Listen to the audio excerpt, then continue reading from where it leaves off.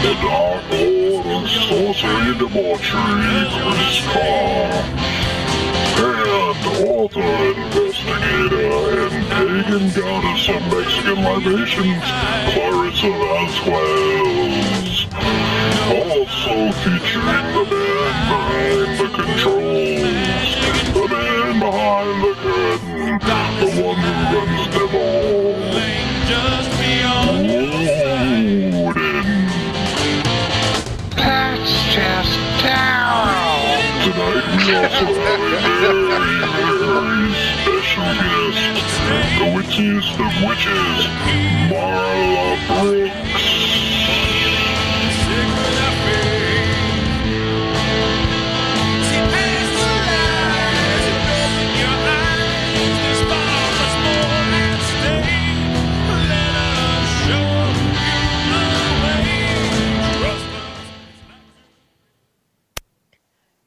Good evening, everyone, and welcome to our final Monday night edition of Hidden World here on L&M Radio Network.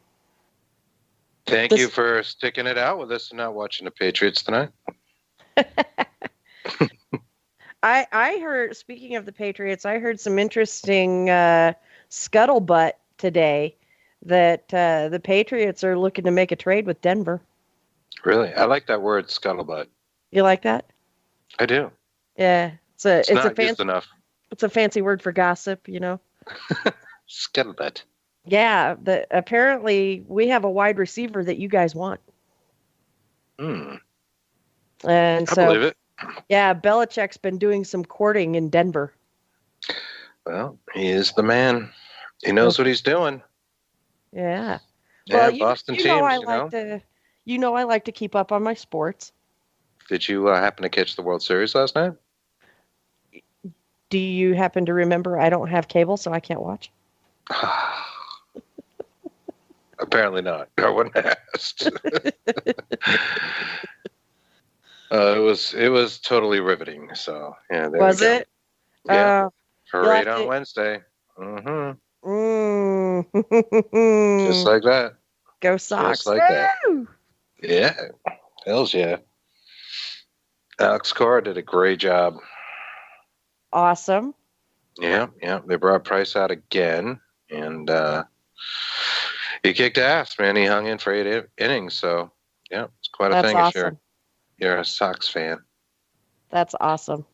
But this isn't a sports show. No, and I was actually sleeping last night. I probably wouldn't have watched the game anyway, because I got little to no sleep over the weekend and was we had a very, very, very near miss in a vehicle on Saturday night, and I was stupid. I didn't brace myself for impact, but I did tense up all my muscles, and so my shoulder is on fire. Oh fuck! What shit? Whoa! Daryl's going censor. I'm not sure. Are we actually syndicated tonight?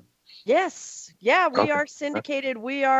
People Where are we tuning in High Point Radio out of New Jersey, New York, Pennsylvania, and West Virginia, 1620 AM, 100.5 FM, WCET 101.7 out of Columbia, South Carolina, KOY 1230 in Phoenix, Arizona, KYAH 540 AM, Utah's Talk Authority, Hot Los Angeles Mix 101, the beats of the streets of Los Angeles, Tampa Bay Smooth Mix 86, Gulf City Groove, Atlanta Mix 108, the R&B hip hop station, Baltimore City Mix 99, the best of Baltimore.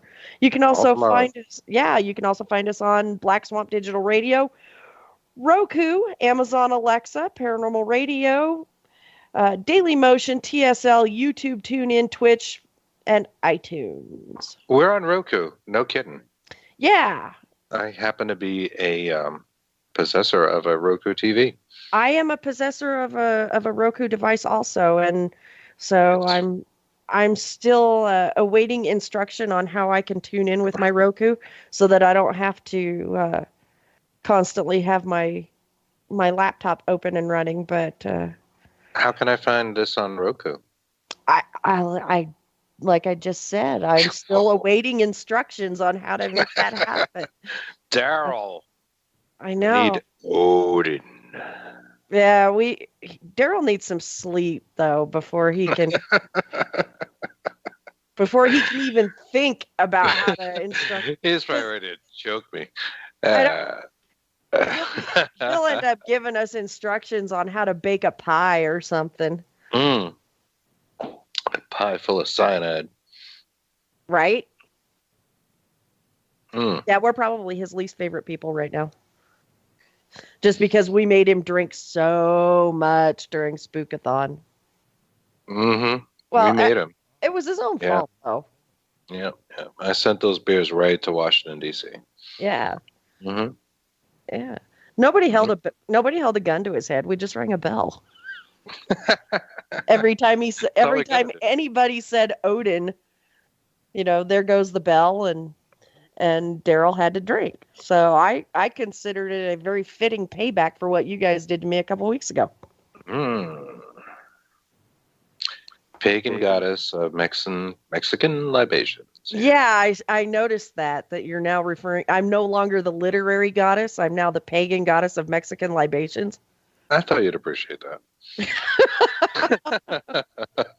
You make me sound like a raging alcoholic. Yeah, one that can think if you can figure it out. Yeah. I drink once, maybe twice a year. Libations? What's a libation? What's a libation?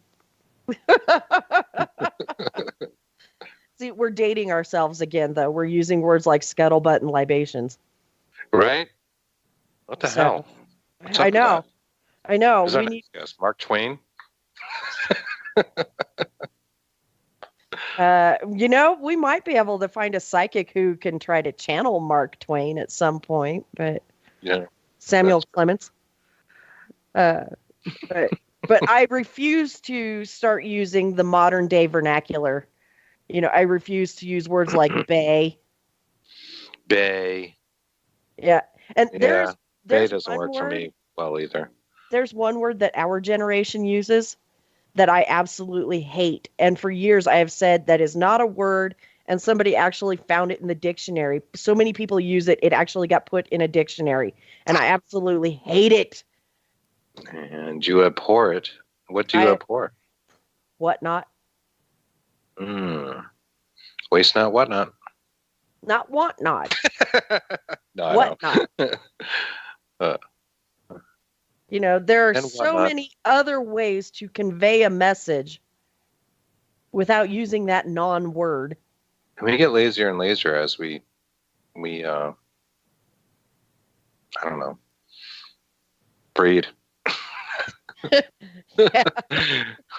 It seems to be, right? I mean, every generation is lazier. Yeah, that's why they want to put cell phones in our brains. They really do. Like, people are working on this right now. They want to connect cell phones to your brains, where like Google Glasses. Google Glass was the idea that you would be able to see the screens, and you'd be able to manipulate things through your eyesight. Well, they actually want to make this like attached to your brainstem. Kind of like how Stephen Hawking communicated by moving his eyes. Exactly, but you're just pressing emojis. Yeah, that is what we have been reduced to now, is emojis and abbreviations. And I'm the first to admit I use LOL a lot. You lol sometimes. Yeah, I lol quite a bit, actually. And there have been a couple of times where I've used an abbreviation and you've been like, what? What are you saying? I think just letters of the alphabet, like spelled out like. I think I said BRB, and you're like, what is BRB? I know that one. It was AFK. That's the one I used. AFK. AFK. Yeah, I'll be AFK for a few minutes, and you're like, "What is AFK?" I'm like, away from computer or away from keyboard. And well, you're a computer guy. You're a techie. Yeah. And you don't know what AFK is? Come on. I suspect that was like one of those like real old school acronyms that people don't even use anymore that I might have forgot. Like from the days of bulletin boards and AOL. I don't know. See, I wasn't part of that culture. You weren't really. I don't believe it. No, I think you were down modems. No, I didn't own my first computer until 2004. What the hell? Yeah. But you adapted well. I'd like to think so. Mm. You know, I still used a typewriter until probably 2008. Come on now. Yeah, I still send snail mail. Come on. Yeah, I know you do. It always surprises me because I get nothing in my mailbox but bills. So if I get anything else at all, it's like, wow. Whoa. It's like Christmas. What's Clarissa sending me this time? If it's not a bill, you know it's from me, right? Mm-hmm. Yeah, this is amazing. Look what we can do with this technology. Well, and my friends, they'll call me up and they're like, I got the sweetest card from you. You know, because I'll do that occasionally. I'll just send, you know, some random friend or whatever, you know, a thinking of you card or a Halloween card. Our friend Lexi in Rhode Island, I sent her a Halloween card this year, you know, just kind of a, you know, hey, I'm thinking of you, you know, and people call me up. They're like, oh my God. I'm like, it's basic human kindness. Let someone know you're thinking of them. And it's like from another world or something. It's like we had alien contact. What? Snail mail still exists? What? You speak in full sentences? Come on. Yeah. What? That's crazy. What? You have legible handwriting. I don't have that. I never had that. No, but I do. I get comments on that all the time. They're like, oh my God, your handwriting is gorgeous. I'm like, yeah, you should have seen it before I had shoulder surgery. That's probably why I jumped ship on the whole snail mail thing. Really? Oh, God, yeah. Because of the handwriting? It's brutal. It was so bad they made me type in middle school.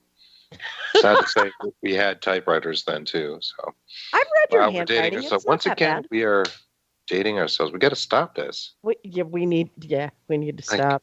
Seriously. Yeah. But we've got a guest tonight. Ooh. Yeah. We've got a great guest, actually. We're going to have, after we come back from break here in about 15 minutes, we're going to have Marla Brooks.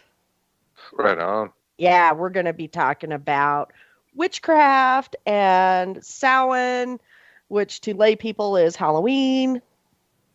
And we're going to be talking about all kinds of really neat stuff and some of the lesser known traditions, I think, affiliated with what is, you know, based on my faith and my practices, our New Year. That's right. New Year's Eve is Wednesday. Woo woo. Awesome. I will not be drinking though. And no tequila. No tequila. You know, when most people celebrate New Year's, they celebrate it, you know, between December and January, and they tend to get drunk and kiss people at midnight and stuff like that. And we don't do that. We have other traditions that are, in my opinion, far, far more exciting and way cooler than getting drunk and kissing strangers. Oh, this sounds really interesting, actually. Yeah. So is it dirty? No. Oh, never mind. Okay. Well, speaking of dirty, you know, we're making the jump to Sundays. Starting this coming Sunday. Mm-hmm. And we're going to have a guest, and our topic for Sunday's show is going to be spectrophilia. So how's the research been going on that topic, Chris? Well, is it coming along? It's not as deep as I thought it would be, but I've still got time. Is it coming along, though? I'll let you know. You'll let me know. pics or it didn't happen.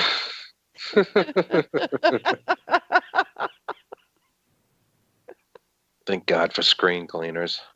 Oh, man. Now, you didn't know that there was actually a clinical term for that, did you? No, I didn't. Yeah, you took me off guard on that. Yeah, it's called spectrophilia. And it's people that engage in or believe they are engaging in sexual acts with ghosts. Specters. Spectrophilia. The beyond. Yes. Those that have moved on, that are still in energy out there. Yeah, and what started this whole thing was it 2 weeks ago, 2 or 3 weeks ago, I stumbled onto an episode of Crank Yankers. That's what started appropriately named. Yeah. I stumbled onto that episode of Crank Yankers where the chick called the paranormal investigator wanting to know how to consummate things with the ghost that was ogling her new breast implants. You know, I don't wonder. It's like, you know, as investigators, we often do things to, you know, throw some energy out there that the beyond can use to materialize himself in a way that maybe we can, you know, hear an EVP or something like that. I'm wondering the amount of energy that we need to put out to have that kind of experience. I mean, does the person have Tesla coils on their bedpost? How does this work? Well, Chris, you and I both know that sexual energy can be very, very powerful and can be very immense and very intense. There can be a lot of it. And so I don't think, and I'm just spitballing here, we'll find out from our guest on Sunday, but I don't think they need Tesla coils or EM pumps or anything like that to encourage that kind of activity. I think it could be done old school without electronics. So you're saying the desire for the ghost's penis is so great that it generates this kind of electricity and energy and can materialize. I think it goes both ways. I think men can have these type of encounters as well, if I understand correctly. It's not just a desire for another 5-letter word that starts with P that I can say on the air. Posse. You know, yeah. Well, Python. Yeah. Peace. Python. Python is 6 letters, but yeah, proof. Oh, it's not. Yeah. Oh, it is. Yeah. Shit. And 6 Crap. letters. Oh my God, I did it again. Man, Daryl's gonna beat you with a rubber chicken. he's too weak and wounded right now. That's true. He is exhausted. Marathon. And you know, for our listeners, it is not too late to donate to the network and to become a sponsor of the network. All you have to do is go to lnmradio.com and click the donate button. I know it's on the homepage and I know it's on the chat page. It could be on all of the pages, but I haven't actually gone through all of the pages and looked for it, but I know I've seen it on those 2 pages. So it is not too late to sponsor the network, sponsor a show, donate to the network, whatever. It is not too late. You can still do it. Even though Spookathon is officially over, it's not too late. Do you think they'd have a hard time sponsoring Hidden World? I don't know. They might have a hard time finding it, right? They might have a hard time. We're actually hidden. That's what I was thinking. I was like, we are such a hidden world that we're actually hidden off the schedule. Yeah, and so if anybody wants to sponsor Hidden World, when you click that little make a donation button, you can leave a little note in there saying, I'm sponsoring Hidden World, or, you know, keep Hidden World on the air. And the powers that be will let us know somebody actually listens to you. They'll say, oh my gosh, you actually have listeners. Good golly. I know. Imagine that. So And maybe one of these days we'll actually get around to covering the topics that we had planned to cover during Spookathon before our show got hijacked and derailed. Oh, yeah. I am well read on that. So Yeah. we will tackle that at a later date. The three of us, because Jax from Periscope Uncensored was supposed to join us, but the bum slept through it. And, it's like there are things just going wrong in the world. There are planes crashing in the sea. There are mass shootings. There are oversleeping hosts. It's crazy. And this is one of the things I want to bring up with Marla is the rise of paranormal activity that you and I have talked about before, and perhaps the rise of demonic activity out there. Because and kind of get her take on it from a witch's perspective. Sure, I've read some pretty interesting things, in my feed lately that seem to correlate with the events that are happening in the world. Yeah. And I had a very interesting experience this morning, and I'll discuss it later. But yeah. Oh yeah. You and I we haven't talked very much today, so you'll have to give me the 411 when we're not on the air about your interesting experience this morning. Interesting. Yep. Yeah. Because this is all news to me. This is the first I've heard of it. No, I know. I saved it for the show. But you're not going to tell me about it. No.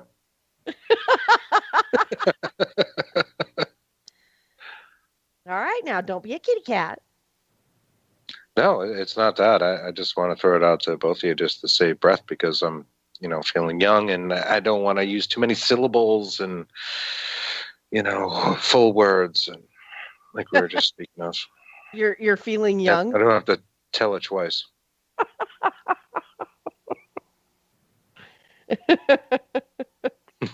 Yeah, if you start going whatever or whatever. Well, we're getting close to a commercial break, but I will, of course, let you know. Yeah. And very interesting, very unusual, maybe easily explained and debunkable, but at the same time, with everything else going on in the world, it kind of makes you go, Things that make you go, Exactly. See, I just dated myself again because today's generation has no idea about that song. Nope. That was, gosh, I think I was in middle school when that song came out. Break out some Gordon Lightfoot like we did on the other show. Oh my gosh, Gordon Lightfoot. Yeah. And Tom Jones. I think we talked about Tom Jones that night too. At least it's music. I mean, there aren't a whole lot of rock stars anymore. No. And that's sad. I mean, you and I grew up in what I consider the golden age of rock music. Sure. Rush's retired. I mean, there's nothing. Black Sabbath is a ghost of what it was at one time. Yeah. That I was a total metalhead growing up, and I still listen to it. And, case in point, funny story, not paranormal related at all. Funny story. I get, I have a fan page on Facebook, as you know, and I don't know probably 98% of the people that are on my fan page. But every now and then, some random guy will message me, and want to get to know me, what's your favorite color, what's your favorite music. And for the most, we get to the what's your favorite music part, and I say 80s hair metal, and they're like, bye-bye. I would have expected something more like, do you want to touch my cryptid? Yeah. I get those too, but that's when I initiate the bye-bye. Like, yeah, no, I'm not wearing my glasses and I don't want to go find them. And I don't want to go find my magnifying glass either. So yeah, just bye-bye. Just sending pictures of yourself sans apparel to someone that you don't know is just wrong, in my opinion. Most people, and again, I'm basing this on experience. Most people are more turned on by having a conversation with someone or by, what's in their brain as opposed to what's underneath their clothes. Well, men are visual, and that's what drives it. We are visual creatures, and we want to see what's there. We want to see what we're getting into. Or what you could be getting into. Right. That's the driving force there. Okay. Well, see, it doesn't work. It doesn't work that way with chicks. If I don't know a guy personally, I don't want to see random pictures of his junk. But we live for our junk. We're brought up on Playboy and Hustler and Cherry, and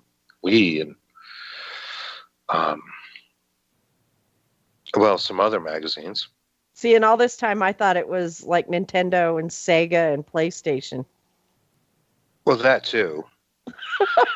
It's the important things, but I mean, really, what is Playgirl even around anymore? Yeah, there's plenty of skin mags that feature naked men. Really? Yeah. Are they sold to women? Yes. Women to women. Yeah, women buy them. To see pictures of junk they don't want to see.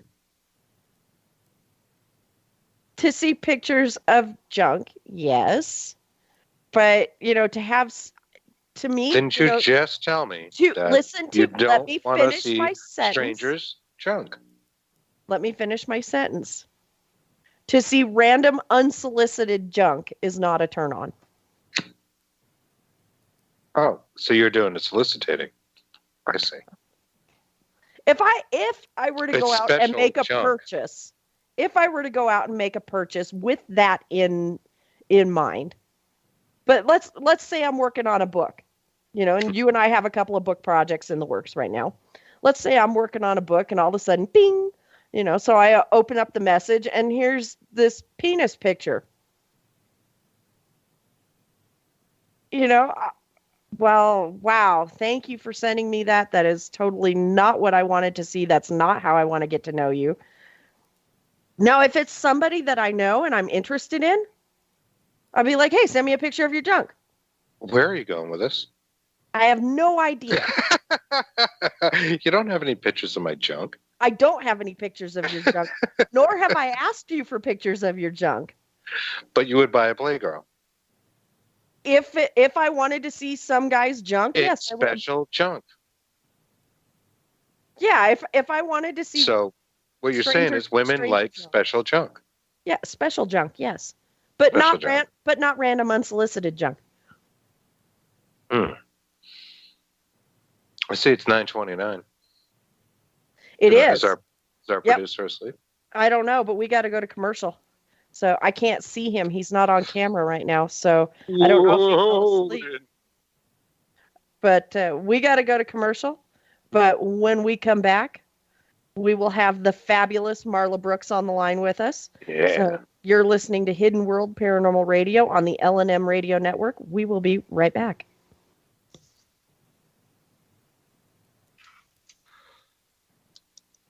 Okay, we are back. Welcome back to Hidden World Paranormal Radio. I am your host, Clarissa Vasquez, and joining me is my ever dusty but always trusty sidekick, Mr. Chris Carr. Hey!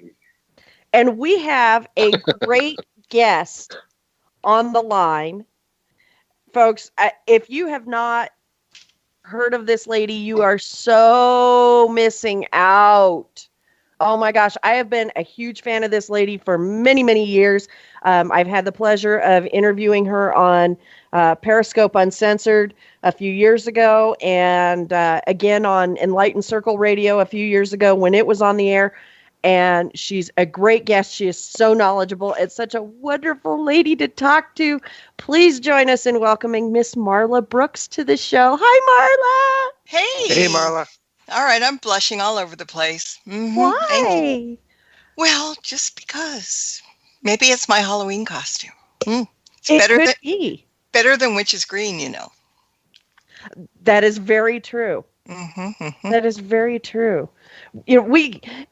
people automatically assume, we kind of get a bad rap, that we only have green skin and wear pointy hats and stuff like that. Those of us that practice witchcraft, and that is so not the case. I mean, I'm wearing jeans and a sweater right now. Yeah, I've got a T-shirt on and a pair of leggings. Yeah, and no black hat, nothing. No. Mm-mm. Mm-mm. That's not to say that I don't own one. Well, that goes without saying. Absolutely. Mm-hmm. That's a given. That's a given, ladies. Yeah. Yes, it's an accessory that we can't do without, and the boots match the hat, they match the broom, it all works well. That's right. Uh-huh. Well, are you like me, though? Do you have multiple brooms? Yes. Mm-hmm. Yeah. Got to. Yeah. I mean, because you think you've got them all, and then like the Renaissance Fair got me this year. Just kind of walked past the broom stall and it called to me, and there I walked out with another broom. Yeah. Yeah. I think multiple brooms. Yeah, mm-hmm. I have 4. And depending on, what I'm doing, what ritual I'm doing or what have you determines what broom I use. Mm-hmm. Yeah, it's Do true. Do they have names? Well, sort of. It depends. But yeah, they all know their names. So that, if we go, hey, you, in the tone of voice, they'll come. Yeah, they know. Mm-hmm. Really? Which is secret. There we go. There's a big secret right out the door. Wow. My struggle, though, and it's not really a struggle. It's more of an oddity. My kitchen broom that I use for cleaning, which is not one of my 4, but the one I use for cleaning my kitchen and everything, my cat will not leave it alone, but he leaves the ritual brooms alone. Well, okay. Now, my cat would love to get a hold of the kitchen broom, but I kind of have to stick it away in the closet, with the thing pointing up. But I really had to put the brooms up really high on a closet shelf until I can get a place to hang them here, because he can get to everything. And when I brought that broom home, because I got a staff too, right? And he's like a dog. He was trying to chew the staff like it was a bone. And I said, no, don't do that. So I've got everything kind of hidden away. I've got a very strange cat. I mean, if he would ride it once in a while, he might get used to it. But right? he'd rather eat things up. So, yeah.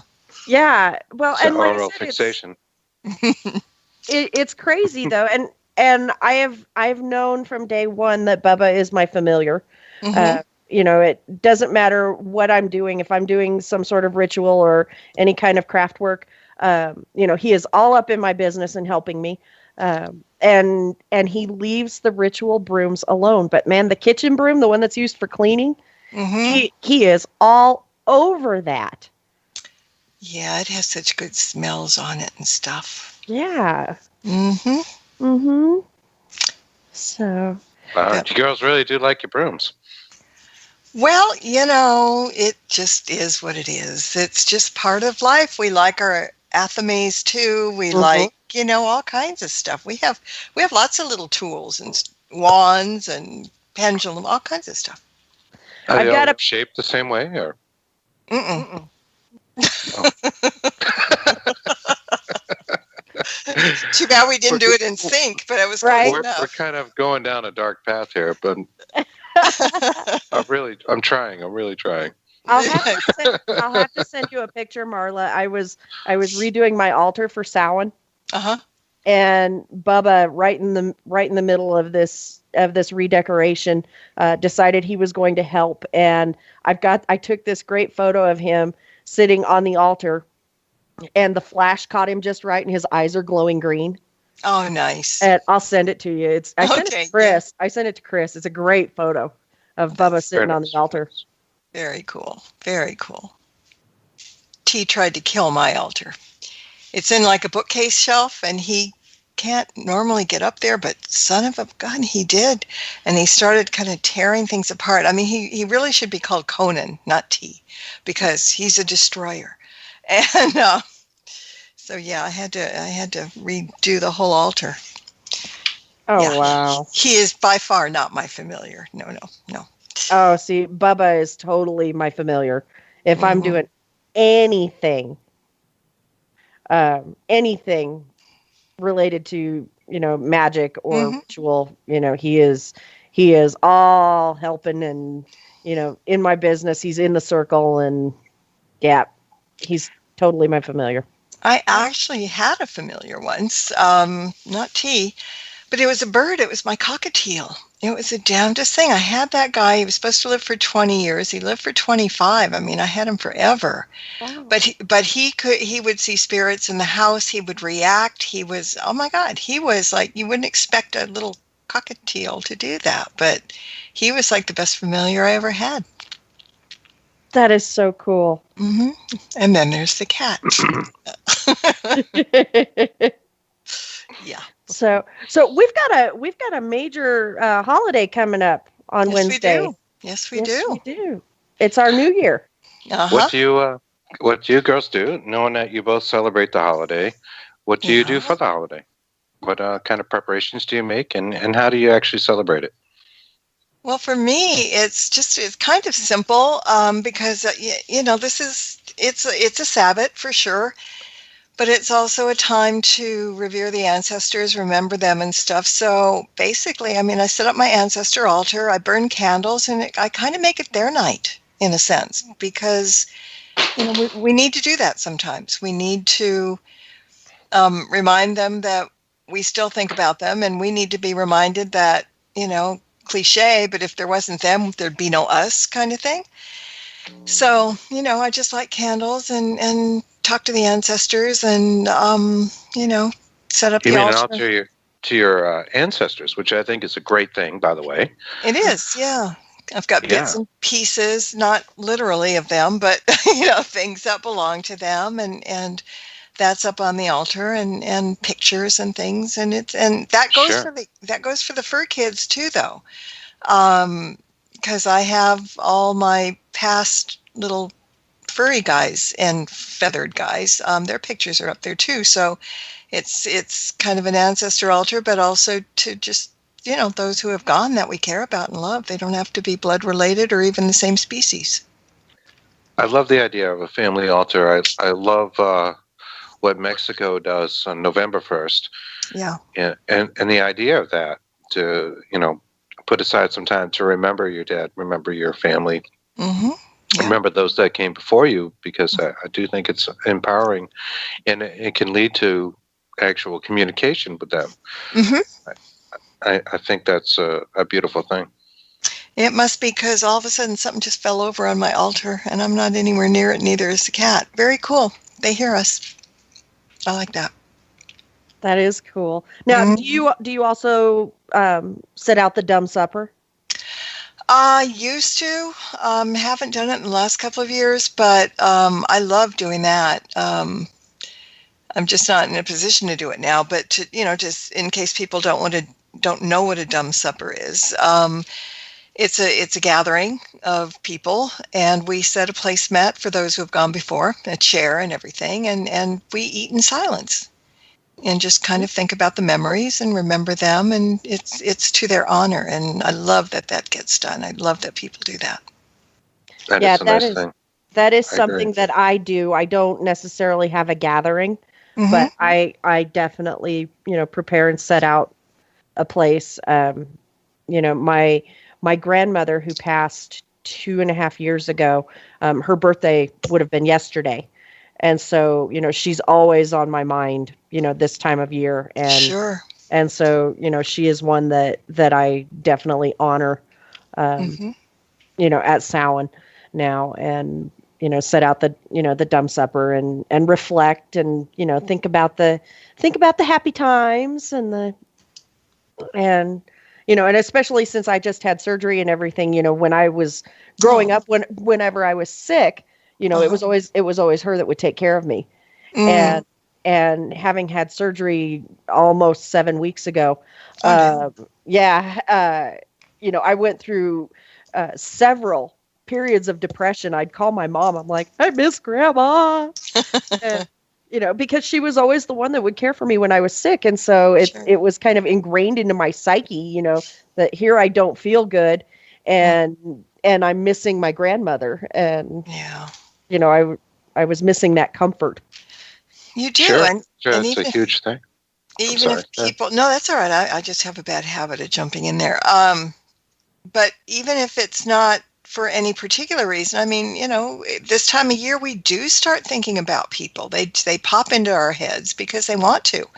Maybe sometimes somebody we haven't thought about in a really long time, or somebody that we, forgot about completely, maybe like an ancestor that, was so far removed we can't recall, but they come. I believe they come to us, and it's wonderful to just kind of embrace the fact that they acknowledge us. I mean, they don't have to stick around. They could be gone. They're doing their thing over there in the Summerland and having a good time. They don't need to care about us, but they do. And it's very, very cool. Yeah. Mm-hmm. Now, I mentioned on the air earlier that Samhain is our New Year's. Right. Could you explain to the listeners a little bit, how it is our New Year's and why we refer to it as such? Other than we just claimed it and said this is the time of year. Well, part of it has to do with the end of the harvest season. Mm-hmm. Winter is coming. And so if you were a farmer back in the day, and well, even now, you can only farm so much. And Samhain is the third harvest festival, if I'm not mistaken. And so it's time, everything's been harvested and things have been put in the cellar. So you have food for the winter and everything. It's preparing for winter.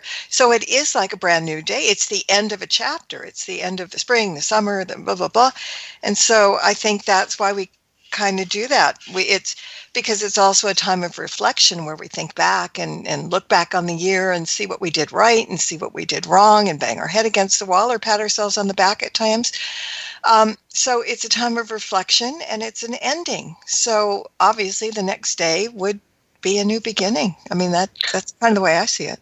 Right. And I also use it. Oh, go ahead, Chris. Sorry. Does that fall into place with like equinoxes and astrological events? Well, we have 8 major Sabbats, and 4 of them are like Beltane and Samhain, but we also celebrate the equinoxes, the vernal, the summer, the winter, we do that too. So those are the 4. It's like, I don't want to say anything is major or minor, but the 4 big ones, and Beltane and Samhain being like the top 2. The other ones kind of fall into secondary thing, but they all have to do with the astrology and the astronomy, and the positions of the moon and the equinoxes. So yeah, it all has a place there. What I mean is, does it actually coincide simultaneously? Not Samhain, but the 4 other ones do. Yeah, the vernal equinoxes, all that, they do coincide. That's why they've chosen those. And so, yeah, they match the seasons according to the sky and then the other ones match the harvest, basically, and fertility and stuff like that. It's funny how it all fits together, right? Somebody was clever. Somebody was very clever in the beginning because, it's like our calendar and people are going, well, what do you mean Sabbath? What's a Sabbath? And well, okay, it's a holiday. But I think back when all of this stuff came forth, we were kind of very simple people. We didn't have commercialized holidays. We had religious things. We had things that went along with the seasons and everything. That's how people lived because, they're before Christianity. There weren't anybody but pagans, and they lived off the land. And this is the moon phases and the planet phases and all that kind of stuff. That's what they did. That's how they worshipped. Sure. That was kind of the internet back then. Yeah. And you needed binoculars some days, but yeah, no. Really sure. That's how you would pass your time. Yeah. Sure. Well, you had no choice. You couldn't, grab a cell phone or anything. And sometimes at one point they didn't even have the wheel invented, so they didn't play ball or anything. You had to do what you had to do. You live off the land and you're very much, maybe that's where the statement down to earth comes from, because that's what we were. We just lived with Gaia, with the earth, with the seasons. And I think maybe that, well, I could be wrong, but that just kind of makes sense to me.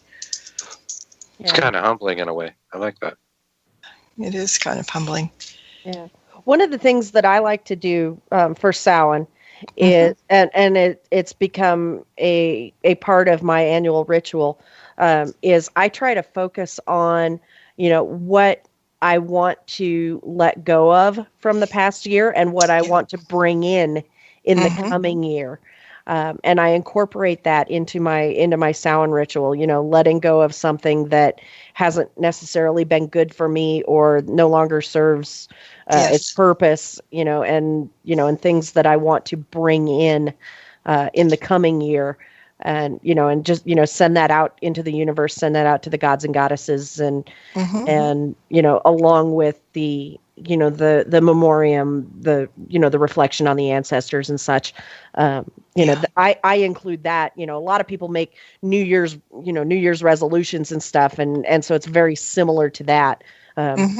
Little more detailed, little more involved, than just saying, I'm going to join the gym and I'm going to lose 50 pounds. I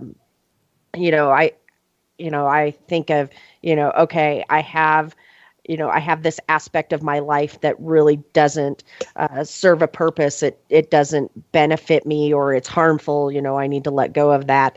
Or I could really use this to come into my life. And so, I incorporate that into my Samhain ritual. And, and I believe that's where the practice of New Year's resolution actually came from, was from that part of that pagan tradition.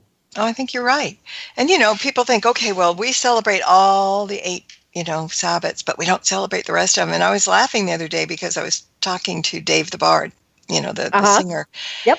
And he, because I've got him coming on my show. This is good. I love it. He's got his second album out for the Mabinogion. I can never say that word. But anyway, so we were talking about Samhain and, coming up and the Sabbats and everything. And he says, well, because he's a druid. I mean, pure druid, right. True and true. I love his music. Oh, he's great. And he said, well, he says, people think I just, Samhain's a new year. He says, hey, I celebrate the regular new year too. I mean, Right. it's not in the contract that we can't do that, And I said, yeah, exactly. So it's just one extra new year maybe. But I think to party twice as much as the non-pagans.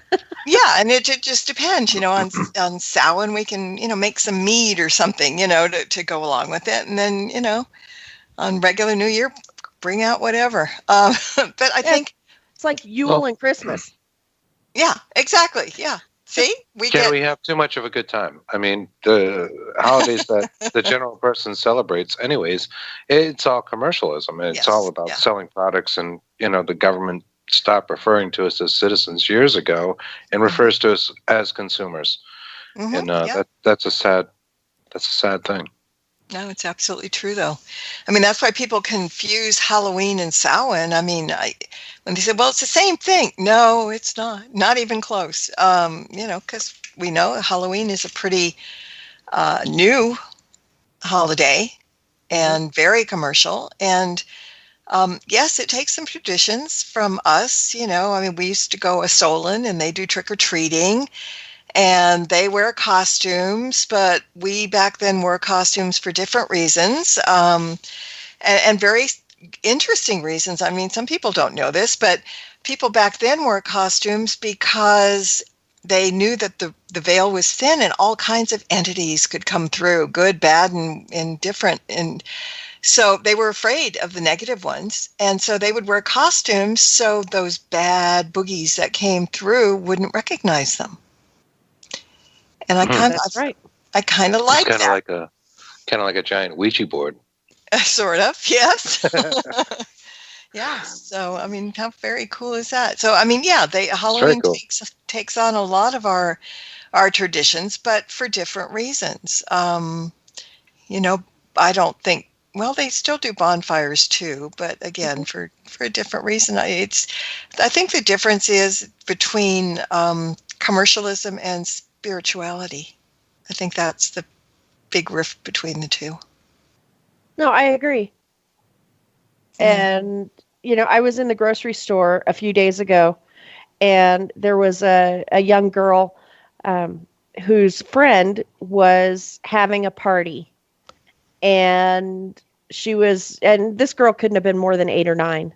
and she was asking her mom, please, can I go to the party? There isn't going to be anything scary there. And the mother said, no, it is too close to Halloween and we don't celebrate Halloween. You cannot go to the party. Yeah. And it broke my heart. I wanted to walk up to her and say, you uneducated, ignorant twit. There are a lot of them out there. I know. And it's just so sad, and the little girl's going, no, Mom, it's not a Halloween party. It's, it's just a party. And the mother was very adamant that this little girl could not go to her friend's party because it was too close to Halloween and they don't celebrate Halloween. Yeah, that's sad. I mean, and they should really celebrate Halloween because the commercialized Halloween has no real meaning. No. It's based in some things that aren't true either because, those are the people that think that we still dance with the devil and do his bidding and all that good stuff and we're going to burn in hell. Too bad. Yeah. You got to believe in hell to go there. Yeah, huh? There you go. Where does the phrase raise hell come from, I wonder? That's a good question. I don't know. I don't either. I don't know. But, you mentioned, Dancing with the Devil, and my mind immediately goes to Beltane, and Dancing with Pan and the Nymphs, Yeah. Well, people think they think the Green Man is the devil. I mean, they will look for anything that slightly resembles something with a little horn or a little, face, and there's the devils, and how can they say they don't believe in Satan and the devils, but look who they're dancing with now. Yeah, okay. Yeah. Yeah, it's total crap. Mm-hmm. I agree. Yeah. No, I love bonfire dances, at Beltane. Yeah. Bonfires and maypoles. There's nothing wrong with being a human being. You can be a human being. As we should be. But I agree. Some people are not exactly that way. No. I'm biting my tongue here, I know. It's like understand. It's like in a certain way, we're kind of going back in time, and the conservatives and such seem to be rising. And I don't want to get political, but there's a lot of that right now, and there's a lot of anti-human behavior going on out there. Yeah, way more than our fair share. Yeah. It's don't be yourself. Thing. Be a clone. Follow the sheep, and that's the whole thing. And things. Yeah, that's a whole other show. Right? Truly is. Yeah, sad but true. Yeah, I'm totally going to have to tune into your show when so I can. Are you going to be playing music from his new album? Yeah. Yeah. Usually he gives me one teaser song. Last year he did, and because the album wasn't out yet, we did it just a little bit early, but the album will be out, I think, the week that he's doing it. So I'll at least get one song out of it. And then, of course, then I run out and get the album because of course you can get it's pre-order right now. You can just, do that. Hello, Amazon. Oh. Yeah. I don't know if it's on Amazon, but it's on his page. It's on his page? Okay. Yeah, paganmusic.co.uk. Yeah, Chris, if you haven't listened to any of his stuff, oh my gosh. Yeah. Yeah. I think him and Emerald Rose are probably my two favorites. Mm-hmm. Mm-hmm. Yeah. And, it's important that we support our independent musicians and authors and all that kind of stuff. Mm-hmm. Independent booksellers, we're always saying, buy from independent bookstores. They can get the books too. You just ask them and they'd be happy to get them for you. And because so many of independents, anything is being run out of town right now. These conglomerations take over. So but he's such a lovely man. I usually have him on about once a year. Depending, just last week, I think it was last week. Yeah, if you go to my Facebook page, we did an encore show of a Soin show that he did with me. Awesome. About 5 years ago. So it's up there on on my Facebook page, but it's also on my website because I have a website now. Well, I have a website. I used to have just a Stirring the Cauldron page for the live show, but now I'm doing an archive show every week too. I'm digging into the archives way far down. Oh, that's because cool. a lot of people haven't heard things from 8 or 9 years ago. So, bringing them back. And so Dave Navarre did the One Samhain show. So I put that on last week. So you can go to my website, marlabrooks.com, and then just go on the archive show, and it's there too. That's cool. And a lot of music there of his. And I tend to play a lot of music on my show too, if it fits the topic. Yeah. That's awesome.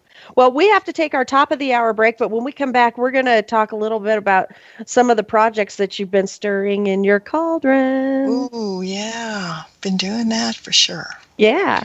So you're listening to Hidden World Paranormal Talk Radio on the L&M Radio.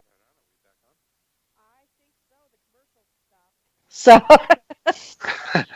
yep. I'll take that Just as got the the cue. message. We're on. Welcome back, folks, to Hidden World Paranormal Talk Radio. I'm your host, Clarissa Vasquez, and of course, I am joined by my trusty co-host, Mr. Chris Carr. Hey. And we've got a great guest on the line, folks. This lady is an author of numerous books, and I have to say, I absolutely love A Bad Case of the Collywobbles. Oh, so do I. I mean, it wrote itself. I love that title. That's an awesome title. It was such a cool book to write because it was like I didn't write it. I sat down and I didn't have an outline and I didn't know where it was going. And I would just start typing and I would not know what was coming up next. It was like reading a book rather than writing one. Very cool. Yeah, I love it. And I love the tagline, magic is neither black nor white. It just is. Uh-huh. It's absolutely right. I'd agree with that. Mm-hmm. Absolutely. It's amazing.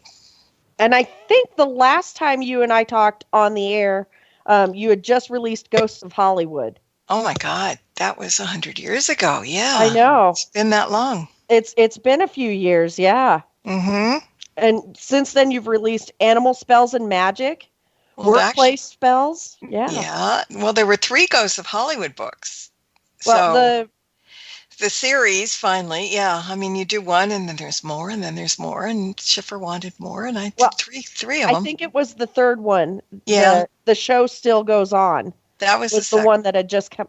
Okay, that was the second one. Yeah. That was the second one? Okay. Yeah, so there was another. And then they decided they wanted me to put the witch hat on and do a couple spell books. So that's where Workplace Spells came and Animal Spells and Magic. That's where that came from. Yeah. Well, let's talk Very about cool. Collywobbles.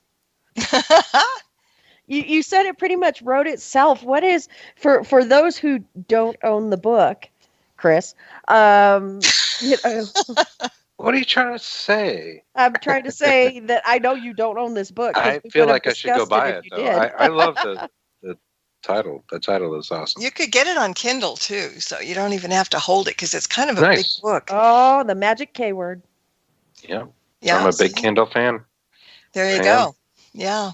But it's a heavy book. So, some people don't want to, a lot of people don't want to read real books anymore anyway. But yeah, so it's, but for those who don't know, it's a fantasy fiction kind of book about somebody who finds out very late in life, well, in her life, not as a kid, but she was a young adult, that she was a witch all of a sudden. And she had no clue. And then she found out stuff about her great-grandmother, who was a high priestess, and there were things that were going on, and they needed her to come and pick up where great-grandma left off, because great-grandma got killed by a really bad witch and her coven. So it's kind of complex, and there's a lot of twists and turns. I mean, is it autobiographical in any way, or? Kind of. My great-grandmother was a witch, so yeah, in that respect, but I kind of always knew it. I didn't have to, didn't have to get tricked into finding out. But I would have liked to go to, someplace like Hogwarts and gone to school. And in the book, this woman does have to actually go to a school to learn how to do what she needs to do to get done, to save, people from disaster and stuff. I mean, Clarissa, if you had to give a synopsis because it's kind of hard to do that. What would you say about just the major plot, I guess, or something? Yeah, Explain. It is hard to explain, and but I admire her bravery. Yeah. Because I mean, she's kind of slapped in the face, with this reality, and and by the end of the book, you got to read the book. I mean, that's just all there is to it. You got to read the book. It builds up and builds up, and then surprise right at the end. Yeah. Yep. Boom. Love that. And and I like how there's an element of factual information. Yeah. There with it. Yeah. I really liked that part. It wasn't all Hogwarts and stuff like that. Now, right. Now, on that note, what do you think of these schools that are popping up? These witchcraft schools that are popping up, claiming that they can teach people how to be witches. Well, they're teaching. I mean, the one that oh my God, I forget his name. That I interviewed him not long ago, but there is a school of witchcraft and wizardry out there that is online. I think I know who you're talking about too. He claims to have been able to breed unicorns. Oh yeah, but it's Oh God, it starts with an O. My God, now I got to look at the book. Oberon Zell. Thank you. Yeah, the big O. The big O. But he, I was talking to Nicholas Kingsley, who is one of the professors there on the show, because people always want to learn, and they've got a major curriculum, and it's not, I mean, it's taken after Hogwarts. We know this. But there's a lot of classes there that even I would like to take, because they deal with spirituality. They deal with different things. I mean, they have like 400 different classes, and they've got teachers from all walks of life. People are thinking, they're all, Snape and whatever. But they're attorneys and doctors and stuff are teaching these classes. I mean, they're pagans, they're witches, and so they're just doing that. And so if a school is reputable, if it doesn't charge you, $1,000 for one class and stuff like that, I don't see a problem with those, because I think they're educational in some ways. And I think people aren't going to, well, they might. They're going to maybe think that they're going to learn how to ride a broom and, do that. But they'll certainly learn. I'm going to go a little bit on that, because I like the science of it. I do. I think it's a natural thing to be able to perform magic. You have to try. You have to find people that can actually show you these things and can prove themselves. Yeah, because I'm not so sure about a school, so I'm going to play devil's advocate here and say, you don't know the teacher's walking in. That's part of it. You have to know, but someplace like that, if you kind of know a little bit about it and there is some kind of an organization to it, it's better than going on the website and picking up, I want to learn how to do a love spell. And then you go pick up somebody's spell because, well, first of all, I hate love spells. I think, you don't mess with people's free will. Right. But you go on there, you don't know who posted that spell. It was probably a 12-year-old for all you know, that doesn't have any substance. Right. I think the internet is a dangerous place to learn about witchcraft and stuff. And when you're young, you want to go out and do all these spells. You think you can, and anybody can. We know this. It's not a secret. Anybody can cast a spell. I mean, that's why what I talk about my Animal Spells and Magic book, because it's great for animal lovers, because it's not about spells on pets. It's for pets. It's their protection and living happily with you and all that stuff. You don't have to be a witch to know that stuff. But you go on the internet and you don't realize, you're young, you want to do a spell, you don't realize the repercussions it could have. You don't know what intention was put on the spell when they wrote it. There are people. Right. Can we talk about that a little bit? Sure. I'm just going to throw this out there. Like in my earlier days of studying sorcery, witchcraft, magic, blah, blah, blah. People would talk about somebody comes up with a spell, right? And they come up with some like nursery rhyme of a spell. Mm-hmm. Their intent was one thing. So for you to go and repeat it would be to repeat their intent. I think, okay, it just popped into my head. I think you can use it as a basis, but your intent can be slightly different in a sense. I've seen people that just go straight. I mean, like you were talking about sheep before. They see something and that's it. That's how it works. You know, it's black and white. That's it. No gray. So I think it's more important to find out about spell crafting to begin with, and the dangers involved, and the cautions that you need to take, and all that before you try it from anybody, whether it's a book or the internet or, you know, somebody that you trust. People think, okay, I'm gonna. Think maybe you're better off doing your own spell, you know, instead of repeating something that's in a book. Overall, I agree. Yeah, I do. Overall, I agree. It's much better because your intention is stronger. It comes from within you, and the intention is the important part. There are people that either don't want to do it or don't whatever, because I mean, you know, if I say, well, they shouldn't do it by a book, well, then I'm kicking myself in the butt for my 2 books. But well, maybe I should say this. Maybe, you know, if your books are built with the intention, you show a spell and you say, this is the intention I brought to the book, is different than, say, just Googling, I want him to love me, you know, that kind of stuff. Yeah. And then you're, you know, got 10,000 different spells that were intended for different people. Yeah, no, well, like animal spells magic, for example, my intention is for the animal. So there are spells how to protect your animal from thunder and lightning and being scared at night, you know, to calm them down. And each spell is like, it's a calming spell, it's a healing spell, it's a getting along spell. That's the intention. And I think there's value, you know, in having a book and something that you can trust. You know what I'm saying? As opposed to just Googling stuff, which I think is where a lot of people start off. They just Google and they've got, I don't know, a bunch of answers that could go any which way. Whereas, you know, maybe you're putting out a book that, you know, here's the intent of this. You're kind of defining that. You know what it is. It can be applicable to more than one person. Yeah. Right. And Marla, we had a question come in wanting to know what you think of Silver Raven Wolf. Do you think she's more shamanistic than witch? You know, because there's a fine line between shamanism and what we do. I mean, it's very close. It is very close. And so it's kind of hard to define because, I mean, I can sort of define my type of witchcraft, but it's more eclectic, I think, more in the gray area. So you kind of take the best of both worlds, and there is shamanism involved in that to some degree. It's hard to say, well, yeah, that's all right, or it's not all right, or, you know, that's not what I do, because I mean, there is many people practicing witchcraft. Wait, that didn't come out right.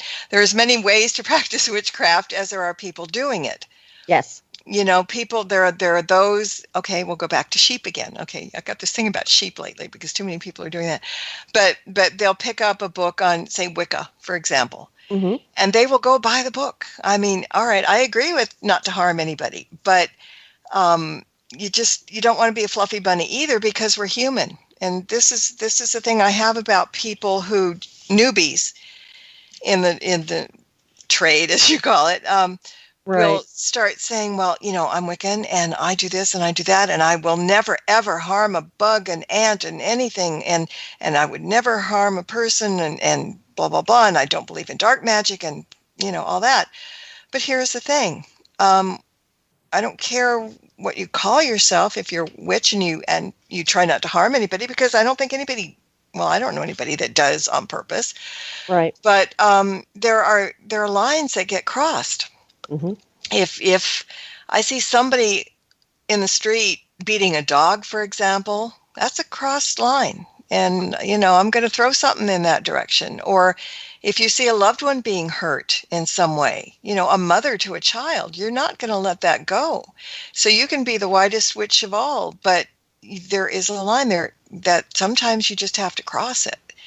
And so, those that I can't, I can't believe people say, oh my God, I stepped on an ant. Oh my God. And I've had people say this, I don't want to kill anything, but oops, it's an ant I stepped on and I'll light a candle for it or something. But, right. It's the reality we live in.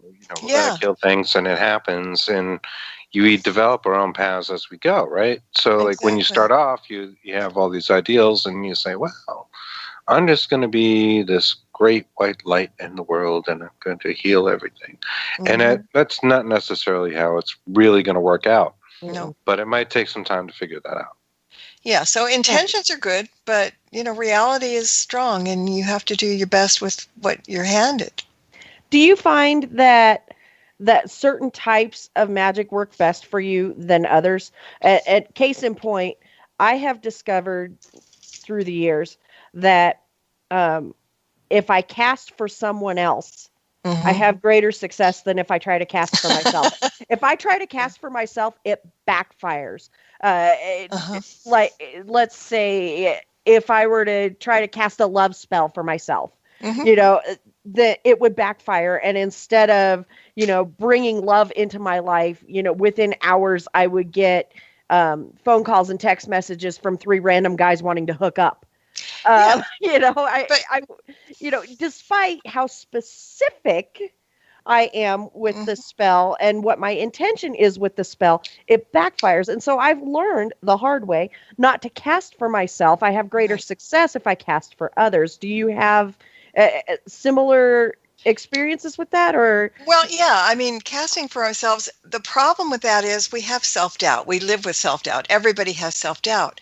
We can be sure when we're casting for somebody else because it's like we're away from it. It's not us.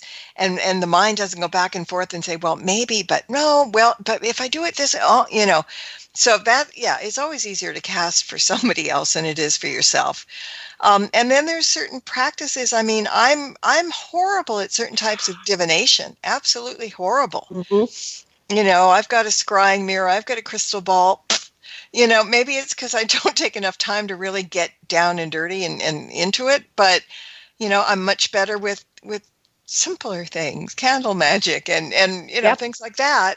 Because, I mean, rituals are nice. I really like rituals. I love going to rituals. But the magic, I don't think, depending on if you're in the mood to cast and what you're casting for, is any stronger in a ritual than it is if you're doing it by yourself. Because again, it's the intention. If you really want something, yes, maybe in a group, like if you're praying for world peace or whatever it is you're doing, that's wonderful. I went to Pagan Day Fest here, I think it was the year before last, and they had this priest come in with something called a peace violin, and it's a violin that's been made up of pieces of wood from horrible disaster sites all over the world, from Hiroshima, from Auschwitz, from everywhere. Oh dear. And this priest was guided into making this violin, and he never made a violin in his life. He had no musical background at all, but Spirit told him how to make this violin. And he did. And this, when it plays, I mean, it brings tears to your eyes. So it was on 9/11, the day that the Pagan Day Fest was. And so they did a big, huge ritual. And I love the ceremony. You walk in the room, you get saged before you can step 2 feet in. Everybody's in a circle, and then they have the singing bowl and all that, and they do the opening prayers and opening the circle and closing. And it was wonderful. And I think because basically it was for world peace. So with so many people there and feeling it so deeply, yes, that goes out much more. I mean, numbers help. But if you're doing an everyday spell for somebody else or whatever, and your intention is there, it's just as strong as ritual, I think. Yeah, and I agree. I agree. Depending on what it is, and again, like I said, I have better success sending, protection or healing or what have you, out for someone else than I do, trying to cast for myself. And so I just don't do it anymore. I do not cast for myself anymore. It's a waste of spirit I guess for me to try to cast for myself, it's a waste of my time, it's a waste of my energy, it's a waste of my materials because it is not going to work. It is Well, going to backfire somehow. and it's really frustrating, especially the healing, because I mean, we know when we send out healing and we hear that it works, and I've got somebody that says, "Please send me a whammy. I need it," whatever. Yeah. But it works for them, and they'll say, "My God, blah blah blah," and it went away right away, or it got better, whatever. We hear that. We hear the validation that it works. If you stick yourself with a thorn or something, that sucker is going to hurt no matter what we do to make it stop. It just won't. Right. So yeah, it is easier sometimes in many ways to do things for other people. Yeah. Well, And I would say go back to that family altar, that you brought up at the beginning of this conversation, because that is a wonderful tool to necromancy and getting really good answers in your life if you have questions. Absolutely.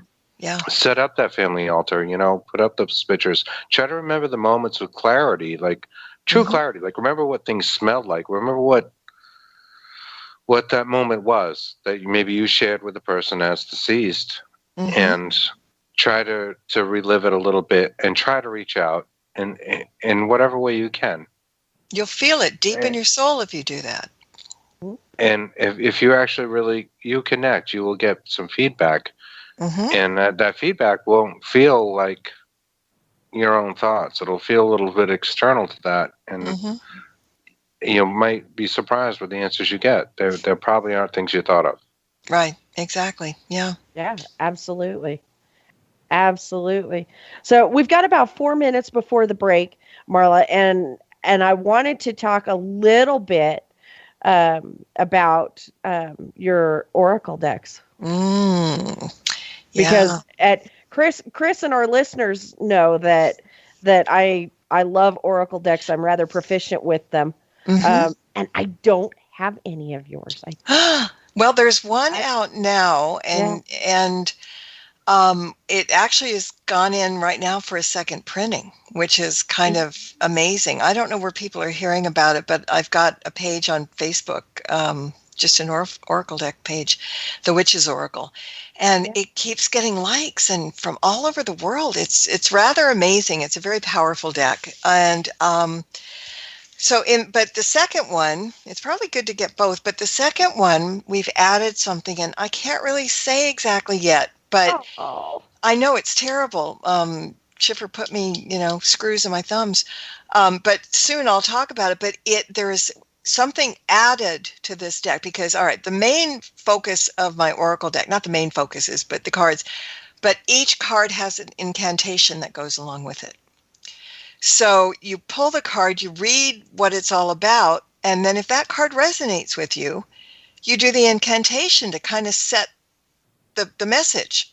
And there wasn't any other oracle decks that had that at that point. Right. And I still haven't seen any that do. So that's like a really neat thing to have, because if you get a message that you really like and you want to do it, just take that card and do the incantation and boom. And again, you don't have to be a witch to do it. It'll just solidify it. But in the upcoming new edition, I'm trying to say it without saying it. I've got a friend of mine who is a prolific author about crystals and stones. Okay. And he is doing some things that will go along with the incantation, and in general talks about how to use crystals and stones along with the deck and, just regular. So that is a really big plus, because I just got the stuff, his stuff in the other day, and I was reading, and it's going to make it tenfold better. Now, see, I thought the second edition was already out, which is why I referred to it in the plural. But when can we expect the second one out? Well, I think it's going to be soon, because from what I understand, they've almost completely run out of stock. Apparently, they usually give us a lot of time in case we want to change things and move things around or whatever. But somebody just kind of didn't see that happening. And so they're down to like, vapors on the cards. So they're going to get this new deck out as quick as it can. And I'm thinking sometime early next year, like That is so cool. maybe even before spring. It's got a whole new look. The box has changed because we added some of this, the new stuff to it.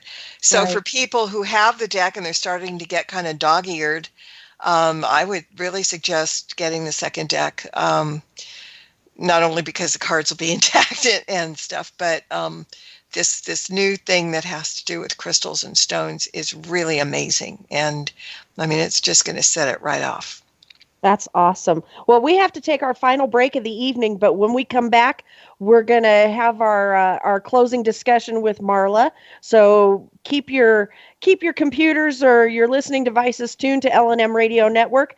We will be right back. We're back. That was fantastic. That was fantastic. Awesome. That was a great lead-in, Daryl. You are on that plane, bro. I know.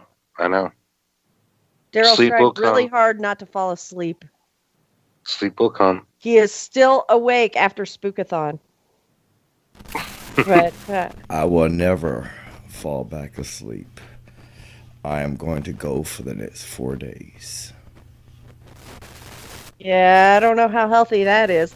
But we've got just a few more minutes. We've only got like 8 more minutes left with Marla.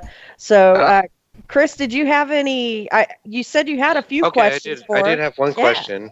It's actually to both of you. And, how lately, say in the past year, Clarissa, you've been talking about how there seems to be a shift in the paranormal, like more activity. You're going to more residences. There's things happening. Mhm. Just today, and that's what made me think of it, some of my quote-unquote magical friends have been talking about demonic activity with the recent string of planes crashing in the ocean, mass shootings, and just a whole string of negative things in the news, right? Worldwide, not just here in America. And, warning, really, to pay attention that there's something going on. I was wondering what your thoughts were on that, Marla. Have you noticed any kind of shift, anything different, say in the last year or so, last couple of years? Actually, we lost Marla. We don't have Marla. She's still Yeah, there. wait a minute. Oh, there she is. Okay. Here I am. I was here, but I just wasn't here for a minute. That was weird. Well, Clarissa, you're going to understand this more than anybody else, but it's some like the Rue witches, the coven, the Rue and Collywobbles. That's that was the whole thing of the book. Let those people loose, and all kind of hell's going to break loose on this planet. But I don't believe it's demonic. I believe that there are a lot of different reasons for it. I think some of it, especially the natural disasters, I mean, we've kind of really messed up the planet, and I'm not sure that Gaia isn't kicking back a little bit and saying, oh yeah, well, I can do some damage too, but I really don't, people want to blame it on something, but I don't think it's anything demonic. What are your thoughts on Fukushima? Chris. What? Fukushima. Well, you have to understand it. The Asian translation of Fuk and fuck are pretty much the same word. Oh my God. Daryl is going censor. No, It's that's cool. The just a FCC is going to spank us. I didn't know the FCC regulated the internet. Yes, especially when you are, what's the word? We're syndicated. That would do it. Yep, right across the board. Castrated. But I would like to make a statement circumcised, for you, Chris. one of those words. I'd like to make an additional statement to what Marla was saying. Who are we to choose somebody else's life or destiny? We Or can't. how are we to judge what is right or wrong? Nope. Because we cannot see the future. Therefore, guess what? We claim something is evil, but we never know what the real truth is. It's Only the our government tries to personal tell us what's wrong. impressions. See, I look at a mass shooting and I say it's destiny. Could be, because why are only certain people killed in that respect or whatever? I look at a volcanic That's right up eruption. his alley. I look at a volcanic eruption and an island flooded over with lava and everybody dying on it. I call it destiny. You know why? Because you cannot control it. Now, here's fate. Did somebody pay somebody to do the mass killing? Well, hold on. That's their fate. The destiny of those people are still going to be the destiny regardless of whether you like it or not. Mm-hmm. You cannot change time. Perhaps some of those people should have been a little bit more magically inclined. We're avoided those I situations. survived This sounds like wars. a topic for the Kevin Cook Show. I survived 5 wars. I've been shot in the head. I've been shot in the back. I healed within 5 days with my head injury. Mm-hmm. I have a bullet still at my heart. I have a destiny. I still have a little bit somebody in me. Mm-hmm. I think that's how it works too. You know, I also think we plan our lives before we come down here. Mm-hmm. And whatever happens to us, we can't blame and point a finger because we created it for a specific reason that we don't know now. So it might seem really asinine, but we did it ourselves and it was for a reason. And we have to trust that we did the right thing. And also you have to look at it another way. You never know what that death was meant for. It could have changed another person's life. True. It could have created another path. It could have put a person on a path that need to be on a path. It's just like they say, you cannot break the butterfly wings of time, because when you change something, you change. I do like how you say time. I got to tell you that when you go time. Destiny will never be changed. Time. Destiny will never be changed, whether you like it or not. I have tried to thwart my destiny. I've tried to change my destiny. I've tried to walk many, many different paths. I came right back to radio. See? Well, that's your destiny, bro. We've only got a couple more minutes with Marla, so I want to give her a chance to let our listeners know where they can find her, where they can find her books, where they can hear her radio show. Marla, the floor is yours. It's really simple. You can find me on Facebook. You can find me on my website, which is marlabrooks.com. I keep things simple. My show is on Thursday nights the archive show is on at 8 p.m. Eastern. The live show is on at 9 p.m. Eastern. That's at parax.com, para-x.com. My books are at Amazon and all over, wherever you can find books, they're there. And then that goes for the Oracle deck and everything else too. So I'm cool. Easy. The Oracle deck sounds really cool. Yeah, I was going to go out this week, and order a copy of the Oracle deck, but I think I'm going to wait until spring until the second edition comes out, because I think I want that. I think I want the enhanced version. It's amazing. It really, truly, I love this guy. I'll just tell you, his name is Nicholas Pearson, and you can look him up. He's like amazing. I'd hate to be in his head. He knows so much. My head would explode. How much time do we have left? 30 seconds. yeah. You and I have 10 minutes left, but we've actually reached the end of the interview time with Marla. So I know. I want to talk to you about my cell phone. I was hoping you could help me with that. Well, let's take a couple of minutes. Tell her about your cell phone. All right. So a weird thing happened, and my life is fairly paranormal.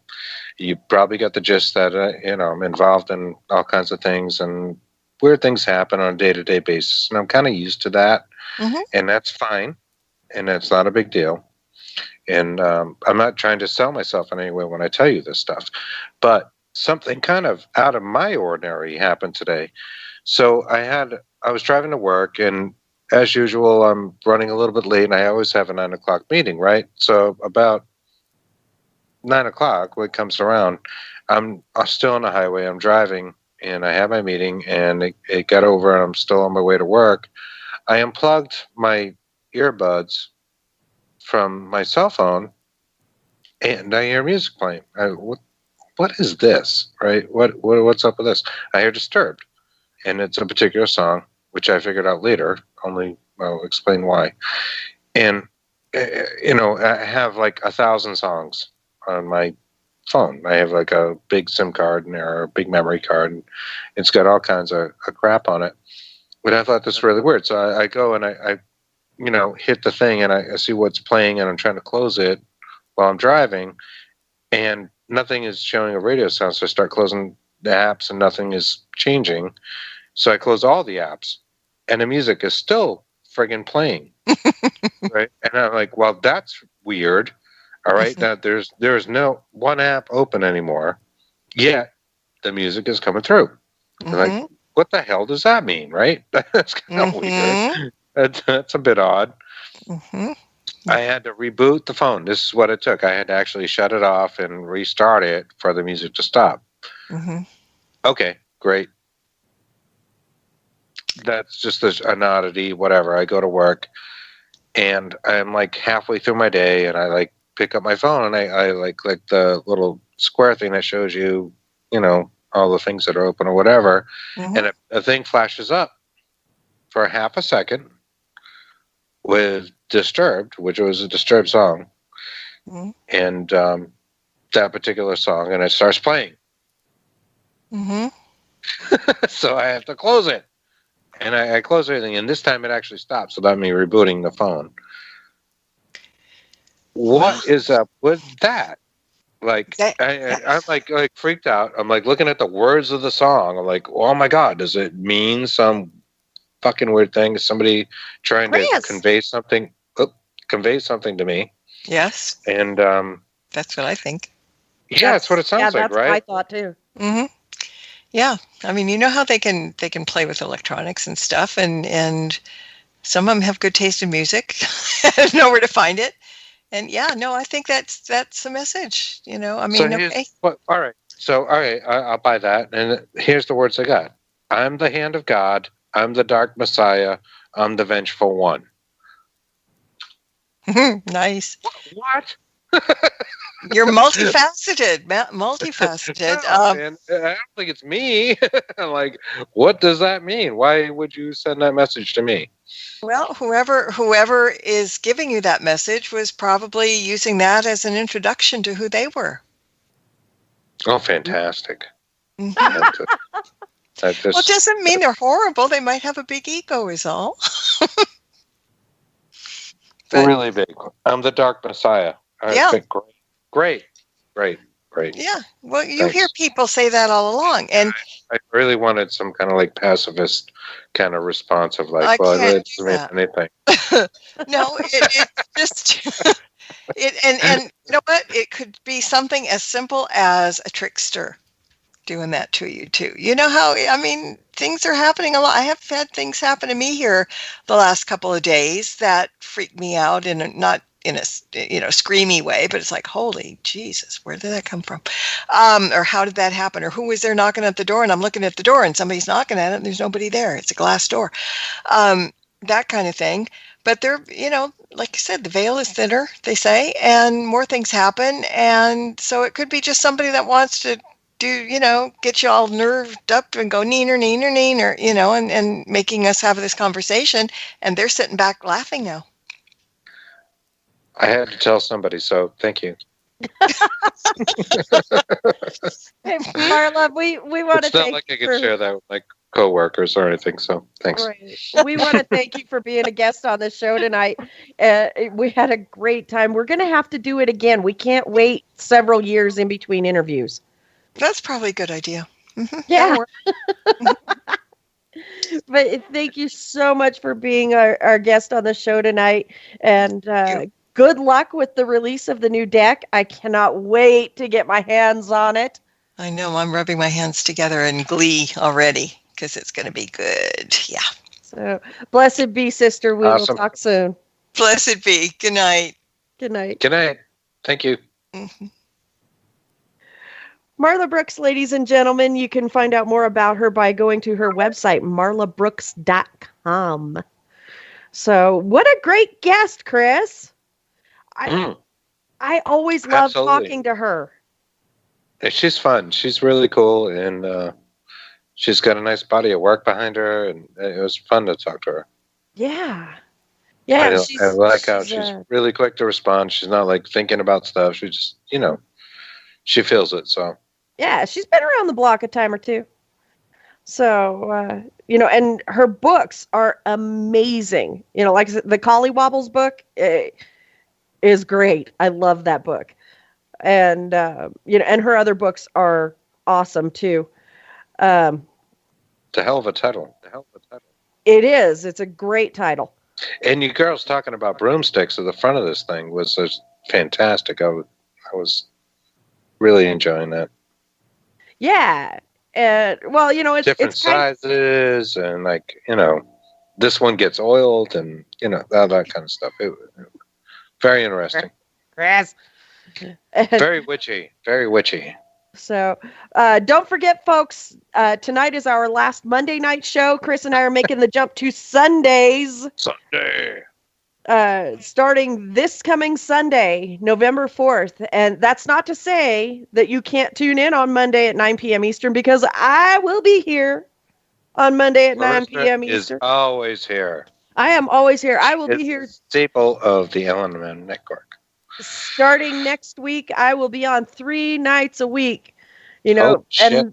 and that doesn't include the shows that I occasionally pop in on, like Angel Rock and Trip in the Void. I pop in on those shows too, but Periscope Uncensored is making its grand return to the airwaves Monday night, November 5th, 9 p.m. Eastern in Studio B. That's B for best or beast. Or badass. Yeah. My co-host Jax will be joining me Monday nights, 9 p.m. And our first guest is going to be none other than the man, the myth, the legend, Mr. Rick McCallum from Hollywood Ghost Hunters. Hey, what the hell? That's awesome. Yeah. Chris, you may not know this, but Rick actually owns 5 out of 6 of my books.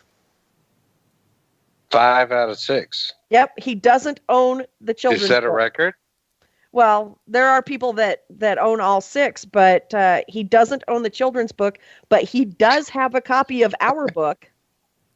He better. He has a copy of our book. He has a copy of Debunking Common Paranormal Myths, Exploring Psychosomatic Pareidolia. Pareidolia. Yep, which is available on Amazon.com. You can also go to our website, cccvbooks.weebly.com.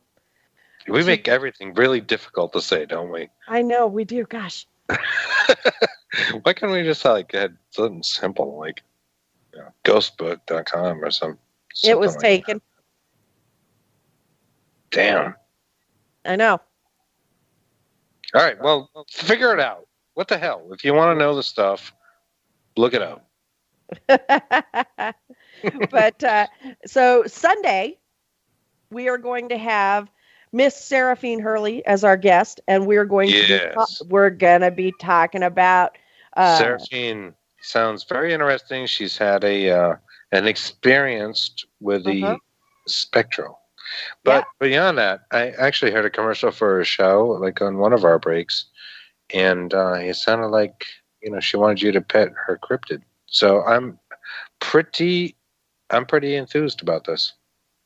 Yeah. We're going to be talking about Spectraphilia, and she has had a spectrophilic or spectrophallic or whatever you want to call it encounter. But we have reached the end of our show, Chris. Holy crap. Yep. But we'll see you all on Sunday. So for Chris, Jax, Daryl, Katie, and the rest of the LNM Radio Network, this has been Hidden World Paranormal Radio. We will see you next Sunday. Later.